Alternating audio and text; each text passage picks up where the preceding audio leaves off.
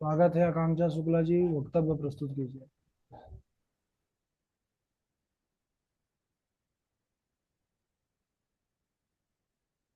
हरिः ओम्।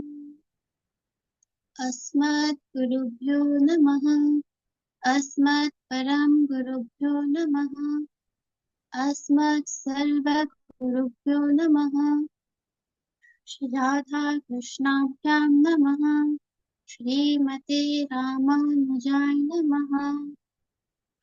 अम्बोदरं परं सुन्दरमेकदन्तं पीताम्बरं तृणं पवं पवित्रम् उदयदिवाकर्णिभोज्वरकान्तिकान्तं विघ्नेश्वरं सकलविघ्नहरं नमामि। शरीरं स्वरूपं ततवकरतं यशश्चारुचित्रं धनमीन्दुतुल्यम् मनुष्यनरदिनं श्रीगुरु त्रिपदमे ततः किं ततः किं ततः किं ततः किम् नारायणं नमस्कृत्य नरं चैव नरोत्तमं देवीं सरस्वतीं व्यासं ततो जयमुदीरये। जयतु जयतु देवो देवकी नन्दनं जयतु कृष्णो विष्णु प्रदीपः।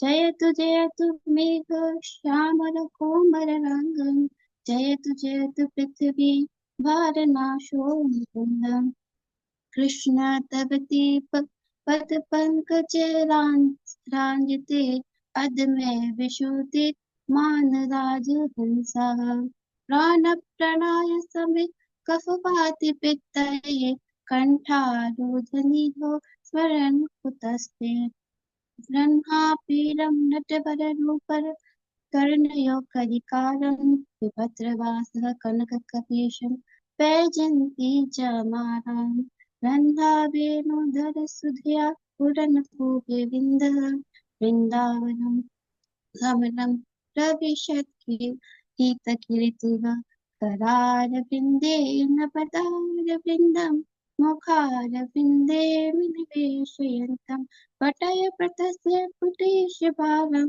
मुकुन्दं मनसा समाने रामायण रामभद्राय रामचन्द्राय वेधसे रघुनाथाय नाथाय सीताय पते नमः अञ्जनानन्दं वीरं जानकी शोकनाशनं कपीशमक्षहन्तारं वन्दे लङ्काभयङ्करं मूकं करोति वाचालं बन्धुरगिरिं यत्कृपातहं वन्दे परमात्मनं माधवं भक्ति भगवत् गुरु चतुर्नाम बभुवे इनके पतवंदन के नासत विघ्न वर्य श्री वृंदावन बिहारी राधे की जय। श्री राधा रानी सरकार की जय। श्रीमद् भागवत महापुराण की जय। सुखदेव भगवान की जय। वर्य श्री राधा कृष्ण भगवान की जय। अनंत कोटि ब्रह्मांड नायक अच्युतन कल्याण गुणगान निधान सर्वेश्वर सर्वाधिपति आकारं करुणारे परारे आकारं करुणाकारक शकर्जन करिषाकारक परात्पर परम ब्रह्म कंदर्पधर पटियान निर्गुण निराकार सगुण सागर जगदेक बंधु करुणैक सिंधु सच्चिदानंद परमात्मा श्री कृष्ण एवं श्री राधा रानी के युगल चरणाम बिंदु में दासी का बारंबार प्रणाम। सब उपस्थित भागवत कथा अनुरागी सज्जनों, भक्तिमय मात्र शक्ति बननी बांधव सभी को मेरा जय श्री कृष्ण जय श्रीमन नारायण। सिया राम मैं सब जग जानी करहूँ प्रणाम जोड़ी जुग पानी। बोलिए श्री वृंदावन बिहारी लाल की जय। श्रीमद् भागवत महापुराण की जय। आइए भगवान के चरणों का ध्यान करते हुए श्री भागवत जी के दशम स्कंद के 24वें अध्याय में प्रवेश करते हैं। बोलिए श्री वृंदावन बिहारी लाल की जय। भगवान श्री कृष्ण बलराम जी के साथ वृंदावन में रहकर अनेकों प्रकार की लीलाएं कर रहे थे। एक दिन भगवान श्री कृष्ण ने देखा कि नंदालय में अनेकों प्रकार की पकवान बन रहे हैं, अनेकों प्रकार की खूब जोरों शोरों से तैयारियां हो रही है। तब भगवान श्री कृष्ण ने अपने पिता नंद बाबा से पूछा, बाबा, आप किसके पूजन की तैयारी कर रहे हैं? यह कौन सा त्योहार आ रहा है? तब नंद बाबा श्री कृष्ण जी से कहते हैं, बेटा, हम इंद्र के यज्ञ की तैयारी कर रहे हैं। नंद बाबा कहते हैं, परिजन्य भगवाविंदो मेघास्तय मुदितः तेभि वर्षन्ति भूतानां प्रेरणं जीवं पयः। बेटा, मेघों के स्वामी इंद्र हैं। इन्हीं की कृपा से हमें जल की प्राप्ति होती है और जल से जीवों को जीवन मिलता है। इसीलिए हम इन्हीं इंद्र की पूजन की तैयारी कर रहे हैं, हम इंद्र यज्ञ की तैयारी कर रहे हैं। तब भगवान श्री कृष्ण कहते हैं, कर्मणा जीयते जंतु कर्मणैव विलीयते सुखं दुःखं भयं क्षेमं कर्मणा विपद्यते। पिताजी, हम कर्मों के अनुसार ही जीव उत्पन्न होता है और मृत्यु को प्राप्त होता है। कर्मों के अनुसार ही जीवन को सुख मिलता है, दुख मिलता है, यश मिलता है, अपयश मिलता है। जब सब कुछ कर्मों के अनुसार ही होता है तो हमें इंद्र की क्या आवश्यकता? बाबा, हम वैश्य हैं, हमारी 4 विद्या बताई गई है, खेती करना, व्यापार करना, गायों की रक्षा करना और ब्याज लेना। बाबा, हमारा काम गायों की रक्षा करना है, उनका पालन पोषण करना है और गायों को चारा गिरिराज जी से मिलता है। वे हरी हरी चारा गिरिराज जी से प्राप्त होता है, जिससे जब हमारी गाय हरी हरी चारा खाती है तो वह हमें दूध देती है, उससे हमें धन मिलता है, उससे हमारी आजीविका चलती है। इसलिए हमें इंद्र की नहीं, गिरिराज जी की पूजन करनी चाहिए। नंद बाबा ने कहा, गिरिराज जी की पूजा वो कैसी होती है? तब भगवान श्री कृष्ण कहते हैं, जो सामग्री आपने इंद्र के पूजन के लिए एकत्रित कर रखी है, उसी से हम गिरिराज जी की पूजा करेंगे। तब सब वो गोपिकाएं, सभी ब्रजवासी कृष्ण की बात मानकर गिरिराज जी की पूजा करने के लिए गिरिराज जी के शरण में चले जाते हैं। सब अपने चरणों में पूजा की सामग्री रखकर गिरिराज जी की टहरी में पहुंच जाते हैं। सर्वप्रथम गिरिराज जी को स्नान कराने लगे। जब विशाल कोस के गिरिराज जी को स्नान करते करते ब्रजवासी थकने लगे, तब भगवान श्री कृष्ण गंगा जी का स्मरण करते हैं। उसी समय मानसी गंगा प्रकट हो गई। बोलिए मानसी गंगा मैया की जय। सभी ने गोवर्धन जी को खूब स्नान कराया, पंचोपचार लगाया, यज्ञोपवीत समर्पित किया, उन्हें 56 भोग लगाए। उसी समय गिरिराज जी प्रकट हो गए। गिरिराज जी ने कहा, मैं गिरिराज हूँ। कितनी आश्चर्य की बात है, एक तरफ भगवान श्री कृष्ण माता यशोदा और नंद बाबा के साथ पूजन कर रहे हैं और दूसरी तरफ खुद गिरिराज जी बनकर पूजन करवा रहे हैं। सभी कुटुंबों के सामने गोवर्धननाथ खूब अभूखने लगे। तब ग्वाल वालों ने कहा, कन्हैया, तेरे ये देवता तो सब कुछ खाए जा रहे होंगे, हमारे लिए कुछ छोड़ोगे कि नहीं? तब कन्हैया ने कहा, मित्रों, तुम चिंता मत करो, ये जितना खाएंगे उससे ज्यादा हमें प्रदान करेंगे। सब ब्रजवासी खूब अच्छे से भाव से गिरिराज जी की पूजन करते हैं, उनके साथ उसकी परिक्रमा करते हैं, फिर अपने अपने घर लौट जाते हैं। यहाँ जब इंद्र को ये बात पता चली कि भगवान श्री कृष्ण के कहने पर ब्रजवासियों ने उनकी पूजा नहीं की, गिरिराज जी की पूजा की, तब उन्हें बहुत क्रोध आया। वे बहुत क्रोधित हुए और प्र- उन्होंने प्रलयकित संवर्तक नाम के मेघों को आज्ञा थी, जाओ तो बात और ब्रज को खूब वर्षा करो। तब ब्रज में खूब वर्षा होने लगी, खूब बादल गरजने लगे, खूब बिजलियां चमकी, बहुत बारिश हुई। तब सभी ब्रजवासी भयभीत हो गए और वे भगवान श्री कृष्ण के पास आए। उन्होंने पूछा, अब हम क्या करें? तब भगवान श्री कृष्ण ने कहा, आप लोग चिंता मत करिए, हमने गिरिराज जी की पूजा की है, वही हमारी रक्षा करेंगे। हम सब गिरिराज जी की शरण में चलते हैं। सभी ब्रजवासी गिरिराज जी की शरण में जाते हैं। तब भगवान श्री कृष्ण सबके देखते ही देखते अपने बाएं हाथ की सबसे छोटी उंगली में गिरिराज जी को उठा देते हैं। जैसे कोई बालक बरसाती में बच्चा छाता उतार देता है, वैसे ही भगवान श्री कृष्ण सबके ही देखते बाएं हाथ की सबसे छोटी उंगली में गिरिराज जी को उठा लेते हैं। बोलिए गोवर्धन धारी भगवान की जय, गिरिराज धरन की जय। तब भगवान गिरिराज जी को अपने बाएं हाथ की सबसे छोटी उंगली में उठा लेते हैं। सभी ब्रजवासी गोवर्धन जी के नीचे आ जाते हैं। खूब वर्षा हुई। 6 दिन व्यतीत हो गए। बार बार उन्होंने कहा, कन्हैया थोड़ा विश्राम कर लो, चिंता मत करो, हमने राखियां रखा रखी है, थोड़ा तुम विश्राम कर लो।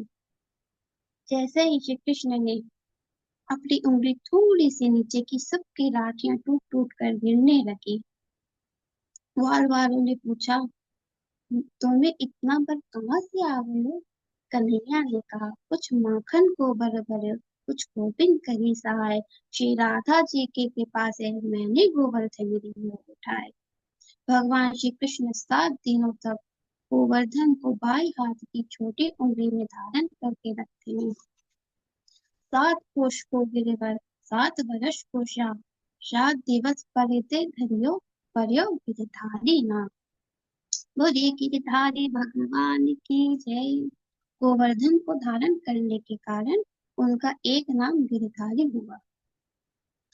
इंद्र ने जब यह देखा कि धूल उड़ रही है, वे समझ गए कि यह मैंने जिसे साधारण बालक समझा था, वे तो परम ब्रह्मा परमेश्वर है। उसने अपने मेघों को रोक दिया। बारिश रुक गई। श्री कृष्ण ने यथावश गोवर्धन जी को रख लिया। यहाँ गोवर्धन जी कौन है? गोवर्धन जी द्रोणाचार्य के पुत्र थे। पुरस्त ऋषि ने उन्हें काशी ले जाना चाहते थे, पर उन्होंने शर्त रखी कि एक बार आप मुझे जहाँ रख देंगे, फिर मैं वहां से हिलूंगा नहीं। जब वह ब्रज आए तो उसी समय उन्हें खूब जोर से लघुशंका रखी। वे सब कुछ भूल गए और उन्हें पृथ्वी पर रख दिया। फिर वे दोबारा उठाना चाहे तो वह उठे ना। तो पुरुष ऋषि ने उन्हें श्राप दे दिया। गृहीत्वा ते तिष्ठति नाकृतो मे मनोरथः तस्मात् त्वयं तीरं मातरं हि नित्यं छायाति व्रजे।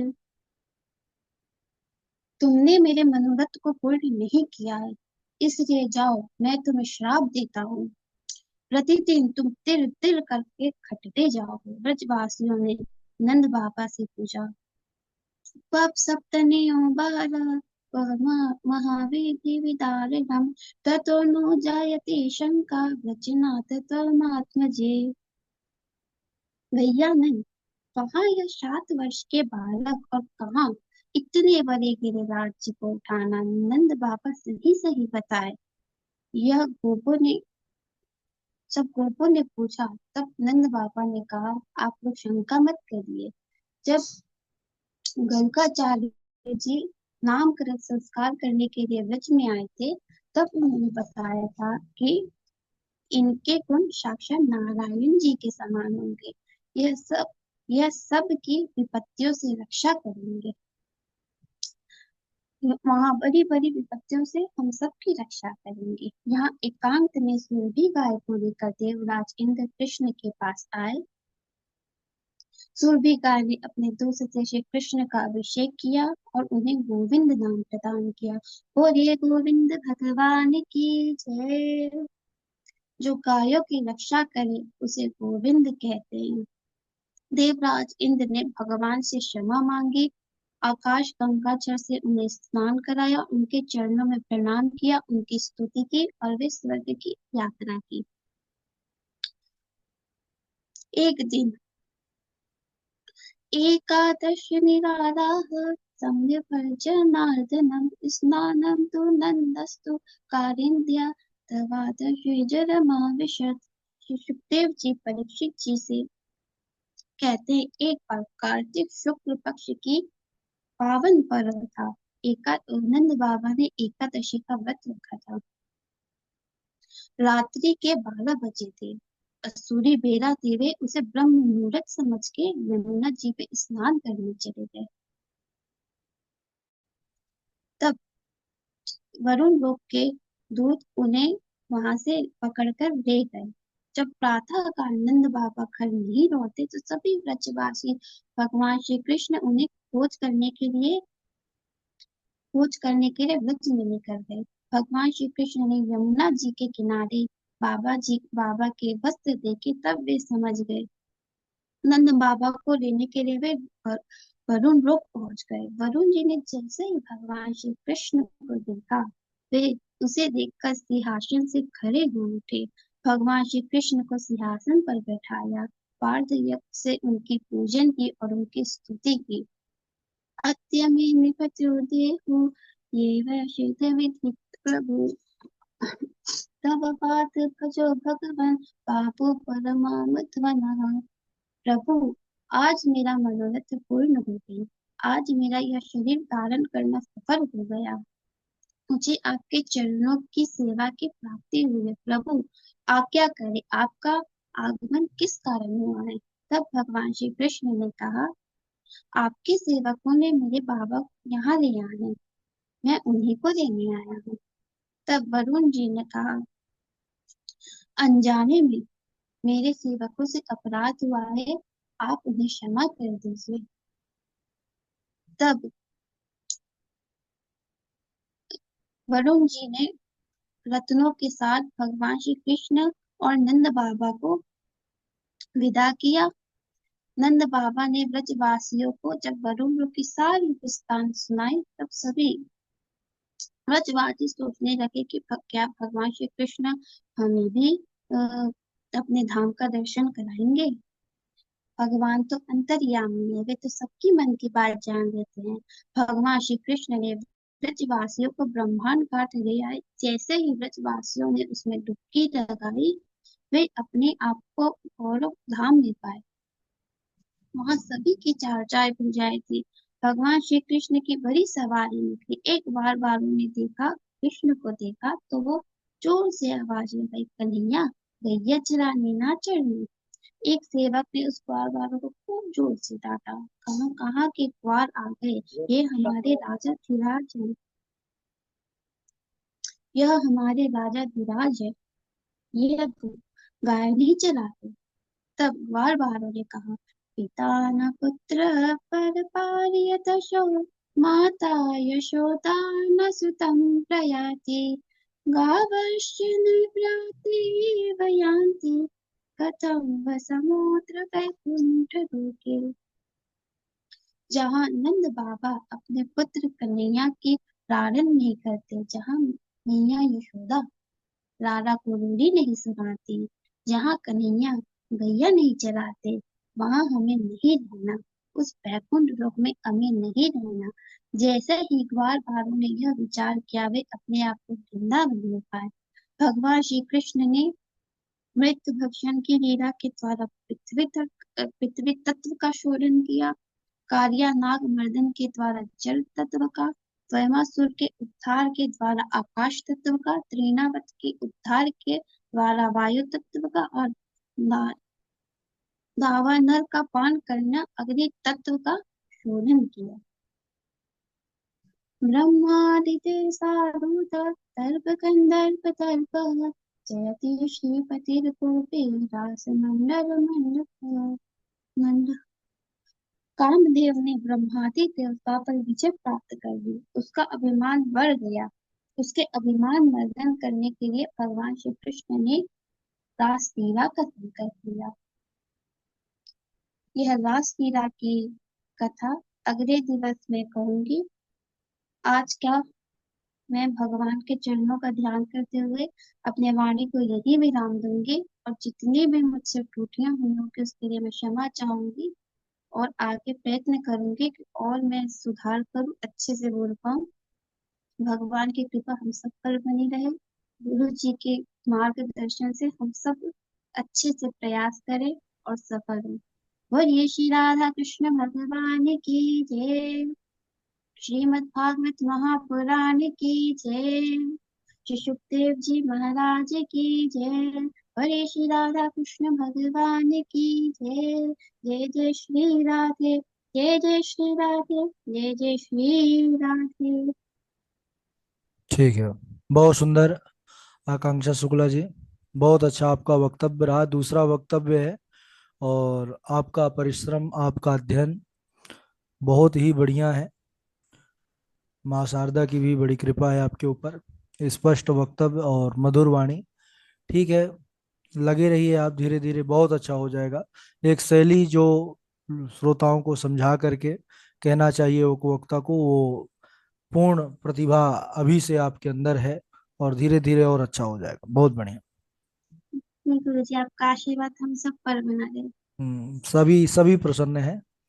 हमारे नीरज जी हैं, मिथिलेश पांडे हैं, शांभवी हैं, सभी प्रसन्न हैं आपके वक्तव्य से।